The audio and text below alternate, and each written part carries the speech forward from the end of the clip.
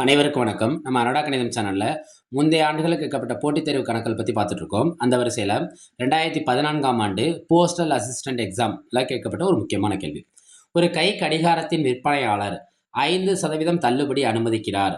ஒருவேளை அவர் 7% தள்ளுபடி அனுமதித்து இருந்தால் லாபத்தில் 15 குறைவாக பெற்றுக்கொள்வார் எனில் கை கடிகாரத்தின் குறித்த விலை.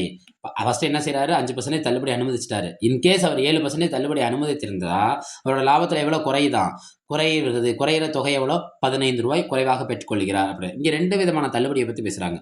ஒரு தள்ளுபடி ஏன்னு வைங்க, ஏன் எவ்வளோ 5% தள்ளுபடி, பிங்கிறது எவ்வளோ 7% தள்ளுபடி ஒருவேளை அனுமதிக்கப்பட்டிருந்தால். ரைட்டா? அப்போ இதில் யார் பெரியவங்களா இருக்காங்க, பி தான் பெரியவங்களா இருக்காங்க. அப்போ இங்கே என்ன ஃபார்முலானா B minus A equal to குறைந்த தொகை. அங்கே என்ன கணக்கில் கொடுத்துருக்காங்க, 15 குறைவாக பெற்றுக்கொள்கிறார், அதை எடுத்துக்க வேண்டியதான். ரைட்டா?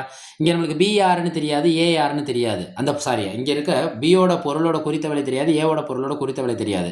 இப்போ குறித்த விலை நான் என்னன்னு வச்சுக்கிறேன்னா எக்ஸ்ன்னு வச்சுக்க போகிறேன். பாருங்கள், 7%, பிங்கிறது 7%, மைனஸ் ஏங்கிறது எத்தனை பர்சன்டேஜ், 5%, ஈக்குவல் டு எவ்வளோ குறைவாகிறது லாபத்தில், 15 குறைவாகிறது. அந்த 15 இங்கே வந்துடும். 7%, 5% போயிடுச்சுன்னா பாக்கி எத்தனை சதவீதம், 2% ஆஃப் எக்ஸ்.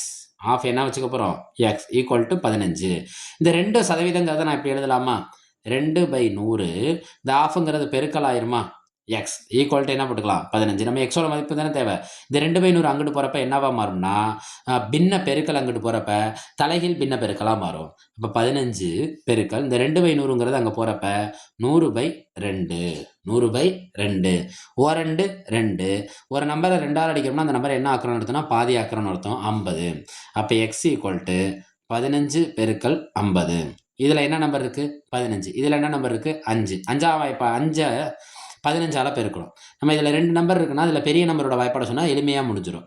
15 வாய்ப்பாட சொல்லுமா, 1 15 2 15 30 3 15 45 4 15 60 5 15 75.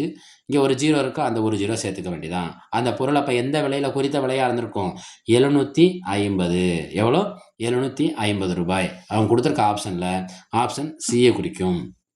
மறுபடியும் சொல்கிறேன், 2 விதமான தள்ளுபடி இருந்தால் இந்த தொகை குறையும், கண்டிப்பாக குறையிறதுக்கான வாய்ப்பு இருக்குது. இப்போ 2 விதமான தள்ளுபடியில் எது பெரிய தள்ளுபடியோ அதுலேருந்து சின்ன தள்ளுபடி நம்ம என்ன செஞ்சிடணும், கழித்து அதை எக்ஸுக்கு ஈக்குவல் பண்ணோம்னா நம்மளுக்கு யாரோட பொருளோட என்ன விலை கிடைச்சிரும்னா கை கடிகாரத்தோட குறித்த விலை கிடைச்சிரும்.